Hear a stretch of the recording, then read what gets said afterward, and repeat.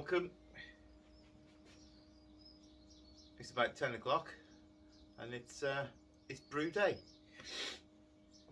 Just got my water coming up to temp, and today we'll be making a hazy pale, which is my standard hazy pale. I say standard, it's never been the same twice. It's either got different yeast, different malt, different hops, different amounts of everything, but the principle's there, sort of the same. As somebody said last night, it should be called Trigger's New Brew.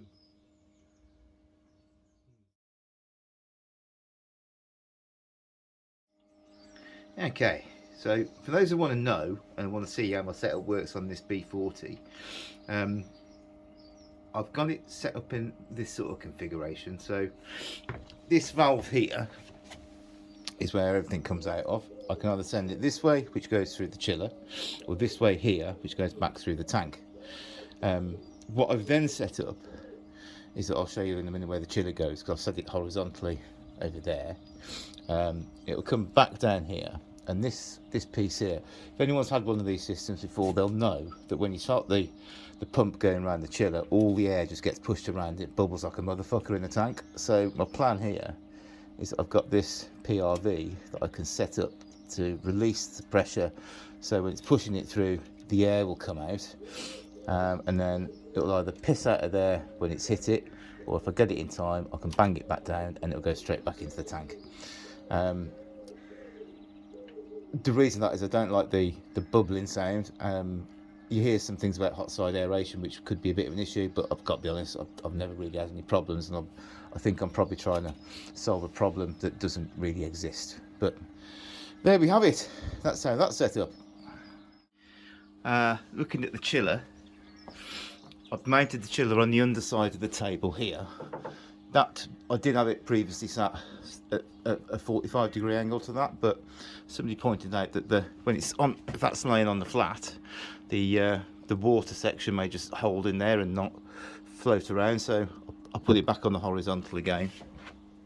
But then you've got the hot water comes in here, chilled water comes out here. I put a valve on here and moved it from down on the tank side where I put the PRV in, because what I can then do is, because this is going to be quite low, I need it to come straight out of here and into the FV, as opposed to having the tank, because my tank's on the floor, I'd have to push it uphill. So I moved the valve over to this side.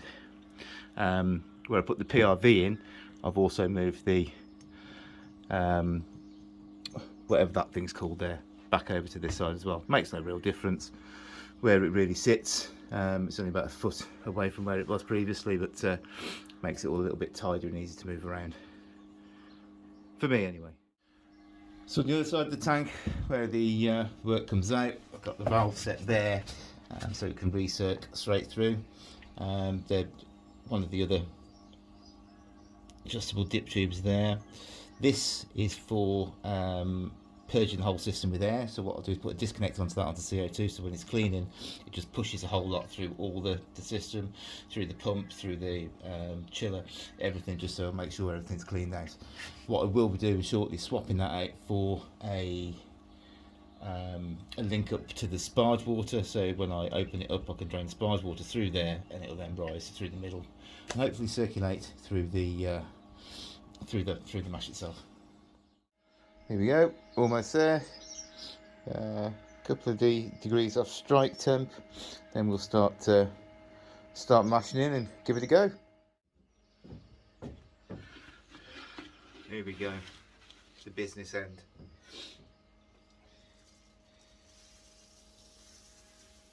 Quite a boring time really mashing in. Bollocking it all in, give it the occasional stir, and hope for the best. Doesn't get much more technical than that, does it, to be fair?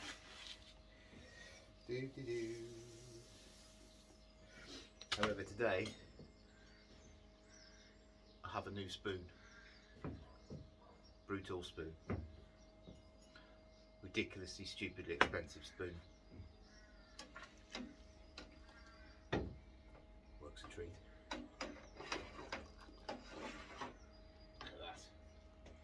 spoon ever.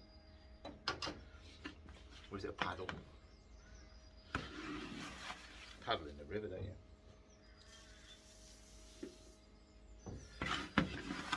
Or in the swimming pool, I suppose. In we go.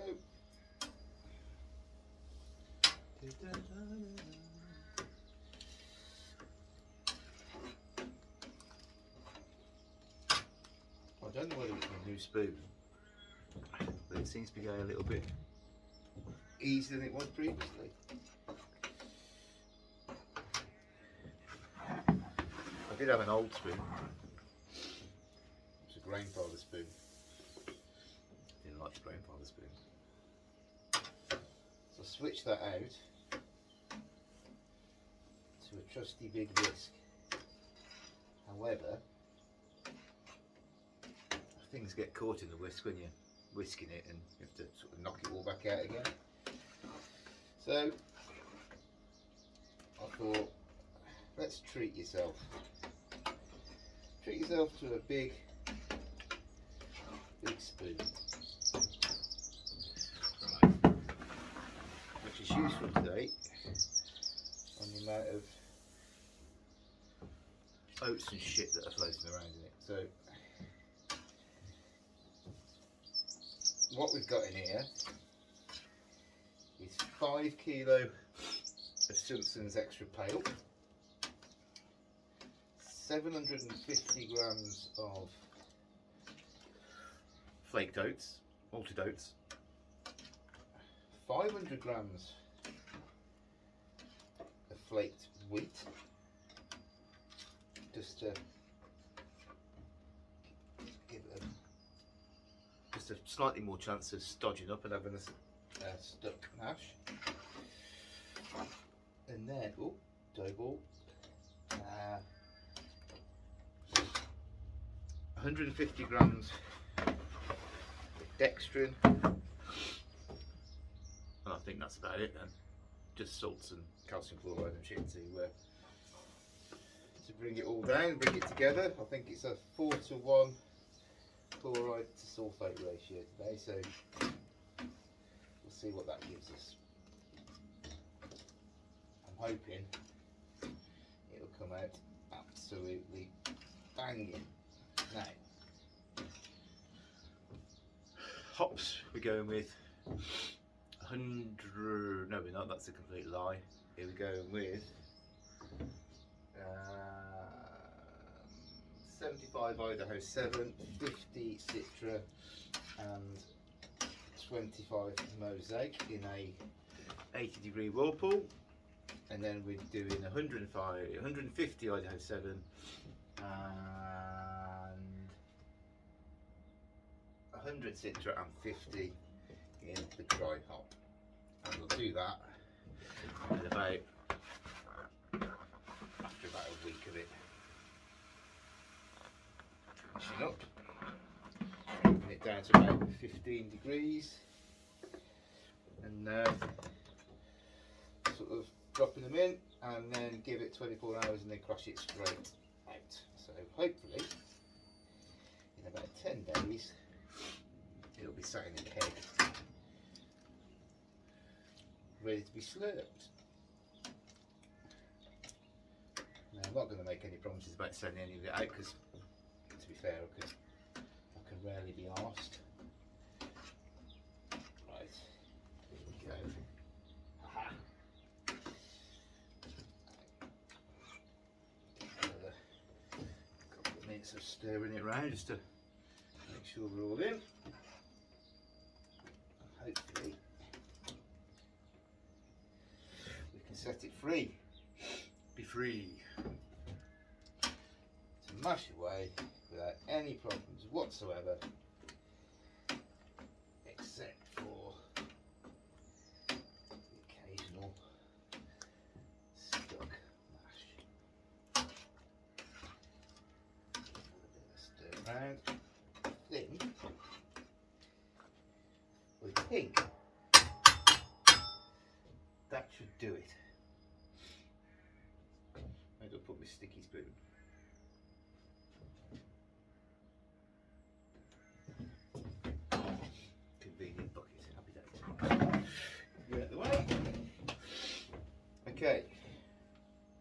and let that sit there for a couple of minutes, just whizzing around, and then I'm going to bang this thing in. Now, I've never used this for the for recirculation before, only for sparging, and it's a bit of a basket case, because what's meant to happen is it comes up through the centre pipe there, goes out through the arms, and the water pisses through the little holes on the bottom. However, the design fault is the holes are too small, so they won't allow grain to come through. So the grain gets through the centre pipe, it sort of sits in there and fuck all comes out of it. That's why you got these things, which are then meant to flush the grain out, and you put it back on, which is great, but it's about 60 odd degrees, so you sort of need asbestos hands to manipulate it around. But hopefully there won't be any stuff that's sort of stuck in there today. Oh yeah, there's a little bung that sits on top, otherwise the water just fly out the top of it. They have invented a new recirculation manifold, and it's about 140 quid for the B40, 170 for the B80. I'm sure it works really well, and I'm confident that I'll probably have one if I get a B80. We'll see. We'll see. Right. Bang you in there. Aha.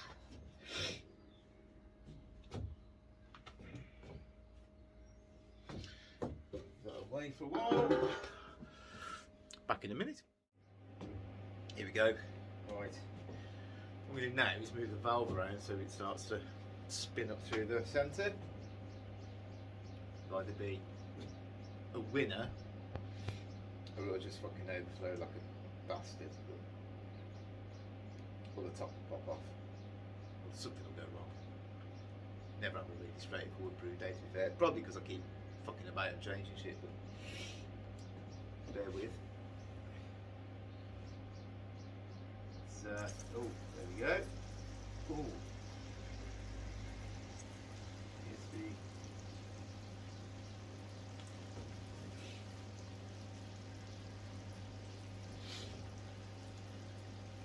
it seems to be working. Well, in a fashion. One of them's blocked already, so let's come out of that. Oh, there you go. Oh, now another one's blocked. That one's okay. Ah.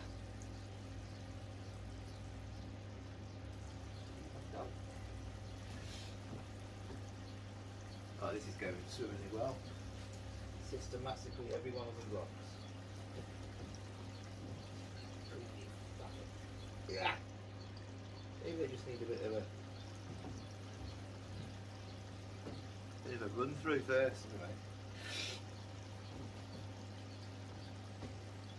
The new one they've got sits on top of the grain bed, and where the blue bits are on mine, they curl up, so it sits lower and just pushes the grain straight back out, I guess. But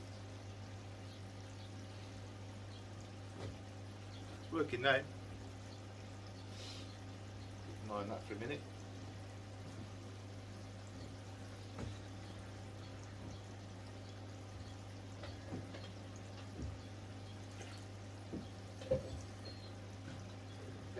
pH reading, now we've got some movement.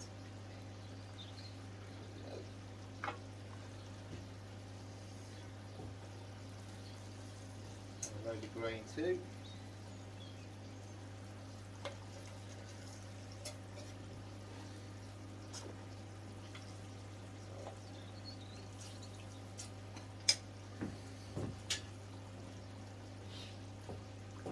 Extra pale.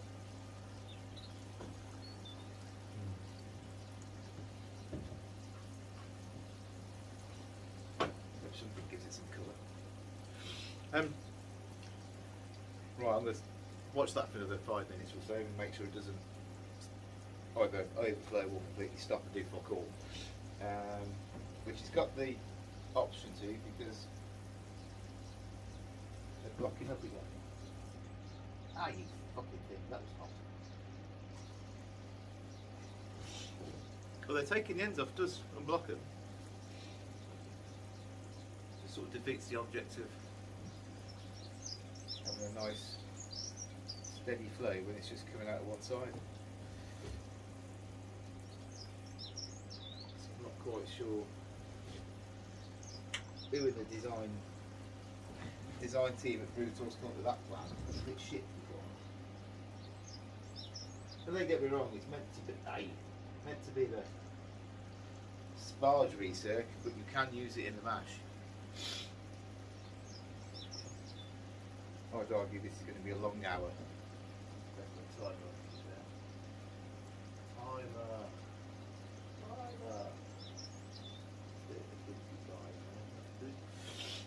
Right, I'm going to trust that's going to do its thing, and I'm going to have a sausage sandwich. I think I'll put some beans on it too. Well, that was eventful. Still mashing, still going along. It's coming out of 2 of the 6 arms, so we'll have a look at that in a minute and try and get out of at least 3. Great sausage sandwich, beans, everything. Come back, Sparge eater's bouncing. 76 degrees has been exceeded by probably 26. It was at least 102. So that's now airing out to get a bit of cool air into it, because I really can't be arsed pouring more RO into it. But we've got half hour till at least the end of the mash, so hopefully that'll chill down a bit and we can move on.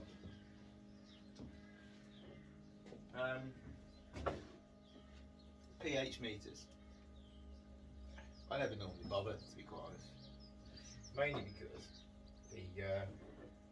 the readings out of Brewfather, the calculations that they give you, normally work out to be there or thereabouts. So I just got fucking bored of doing them. Aiming for 5.34 and I've got 5.28, so for me it's fucking close enough. I'm never going to be addressing that inaccuracy with any addition, so onwards and upwards we go. There we go. That's what it's meant to look like. Well, sort of. There's meant to be 3 streams out of each spike, so 18 streams, and there are 1, 2, 3, 4, 5, 6. So a third of it works. There you go, Brewtools. Bit of a design flaw. Anyway, back to it. Right, here we go. Lifted the malt pipe out, ready to sparge. I reckon what I'm going to do this time, instead of just sparging to the required level, because I think that sometimes gives me the wrong figure anyway.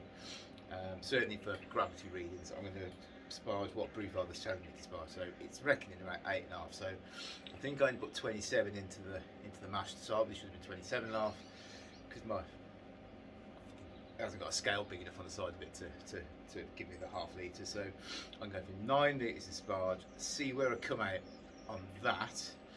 See where my pre-boil volume is and my pre-boil gravity. And that will tell a story of how efficient this is and how accurate my readings are. So previous things I tend to use this for gravity, except past couple of boils, if I put this in 3 different times I get fucking 4 different readings. It's that way out. So let's start sparging. I'll show you what I've done with the sparge as well. So I've connected the sparge heater up via a bit of tubing to go so it comes up through the centre of the malt pipe now. Another adjustment, another bit of metal added on, but there we go. See in a bit.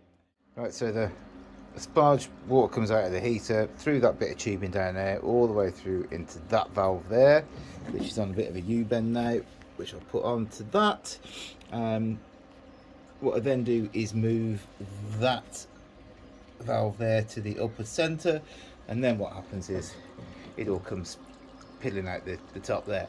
What I actually did was not quite move that there and left it in the 4 o'clock position, so a boatload of water just went straight into the kettle. Quickly caught it and fixed it However, I think we'll probably just now ball out it and see where we go from there. Never as simple. Right. I was aiming for 9 litres of Sparge. I started off with 11. I've got roughly 2 left in there, so I'm hoping I've got the 9 in there. This is just recirculating around now just to wash it through a bit, mainly because I've fucked up the Sparge in the first place. But this ball out should clean up the wood a little bit better. Well, it would do, except it's just got pumping. Bear with.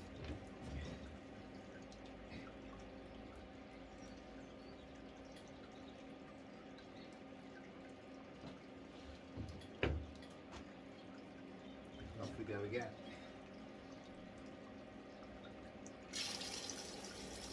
There we go. For some strange reason it thought I was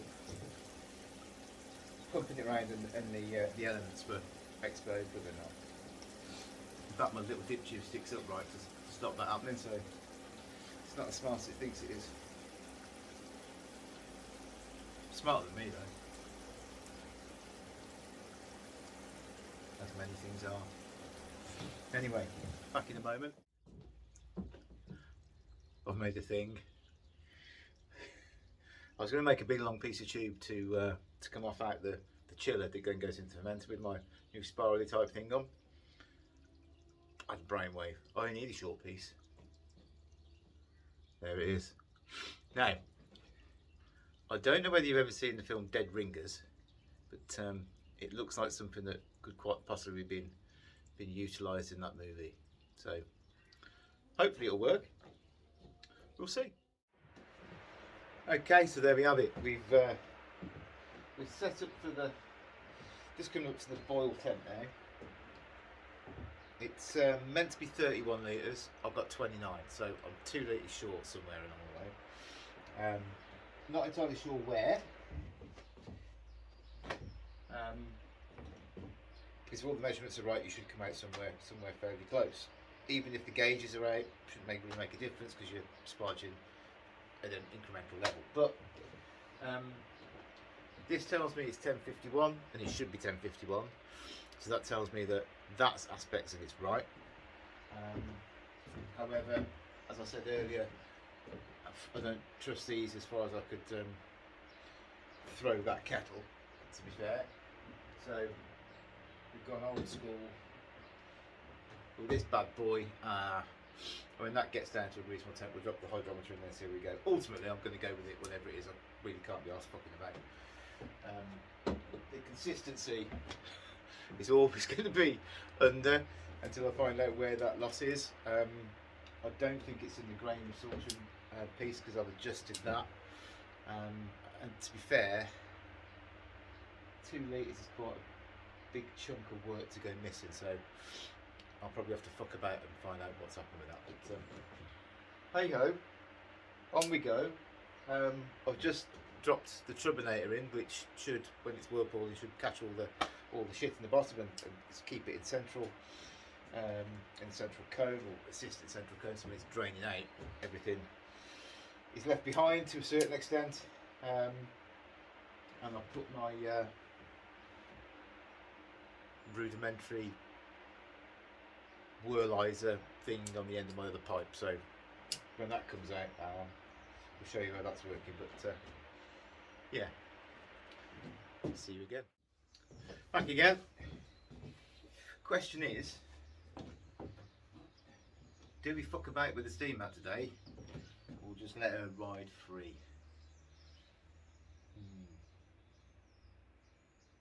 I think we'll start off riding free and then see where we go. Sometimes it's just boiling now, to be fair, so it's kicking off. I might just see if I do get the 4 litres an hour boil off on this without the lid on, and then keep that for maybe the colder months. I know I can reduce the power down on this, but I think it's a bit more accurate. Just let it full throttle and go out, and see where it ends up. Just depends on how vigorous a boil it gets without the lid on, because it is a bit, although they've got two elements in there, it's not the strongest when they're going at it. With that on, it's bouncing up and down out the pot, but we'll see. We'll see how we get on. Should be enough to drive off any off flavours, but oh, 100 degrees, and we're on the boil. Let's wait for it to break out. Then we'll set the timer on the go. There's no boil additions in this, it's just going to be whirlpool. So got an hour of watching this cauldron boil away, and I might clean that shitty pot up outside, to be fair. Right, back in a bit. I forgot to add, the hydrometer reading was 1050, so within one point of the Mickey Mouse refractometer, so we are where we are with that, so it's not far off. Hopefully we'll get to where we need to be. The losses are a bit of a concern, but I think we'll still get a full keg of beer out of it. Let me look. Right, so 25 minutes left now. Just weighed out the whirlpool hops. Got 75 grams of them, 50 grams of them, and 25 grams of that. So we'll see what flavours that gives us. Here they all are in a big mixing bowl. Hopefully that should be enough to give us a bit of punch on the aroma, and then we'll come back in when we're fermenting them and bollocking a load in the dry hop as well. So shortly, portly.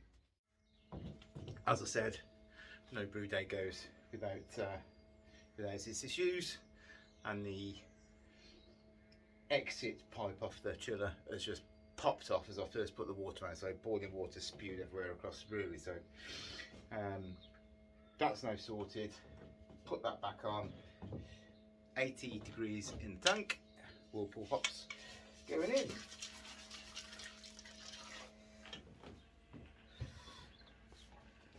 So they seem to be chugging around into the counterflow chiller and pumping it all the way around. So 80 degrees as we go. Now to clean the fucking floor up.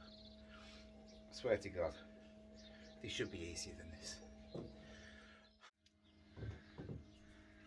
Protofloc and yeast nutrients. I've got no idea why I buy them, because I never put them in. Every intention, but just forget. Oh well. See what happens.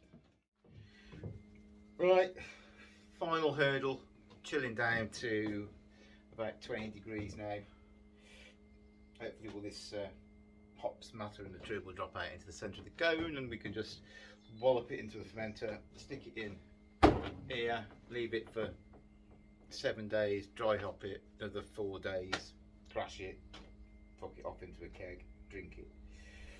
It's the plan. So I'll let you know what the final gravity is in a minute once we've got this down to a reasonable temperature. We're down to about 50 at the moment, so another 30 to go. And yeah, I would say it's a successful brew day, except there's been a lot of mishaps along the way. Broken hoses, small missed volumes. It looks as though the gravity readings are there or thereabout. I'm just not going to get enough of it as I first anticipated, but on first shouts it does look as though we're hitting it. Oh, cold breaks just happened. Fantastic. There we go. We're getting somewhere close. And it looks like Villa's winning 2-0 as well, so against Newcastle. Been a good day so far. If this carries on crashing down and we get the gravity we want, and Villa don't fuck it up in the last 15 minutes, which has been known to happen. Anyway, there we go. Opened up that valve, so it's no longer bypassing. Now we end up straight through my whirligig into the fermenter. Don't worry about the orange bucket. The actual stand's sitting in the freezer, waiting for the fermenter to drop on top of it. So yeah, that's that. Wait for that to whirl around and empty out. Then we just got the fun of dropping in my starter and clean all the shit up before it rains. Happy days.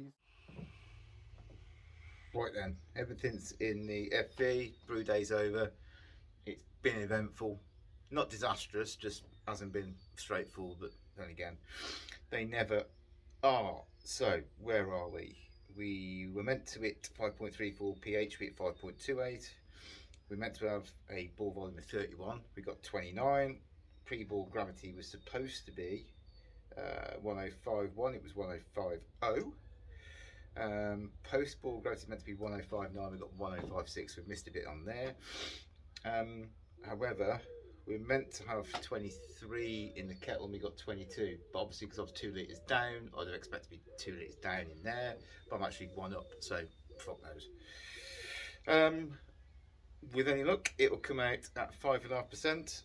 As long as we get down to 1014 or 1015. I'm using Sanders yeast, never used it before, and the profile I'm actually using in Brewfather is the London L3 because I'm considering it being somewhere very similar to that. So with any luck, in a couple of weeks time we'll be smashing that beer out, and I may even think about sending some out to a few people, but we'll see on that one, because if it's shit,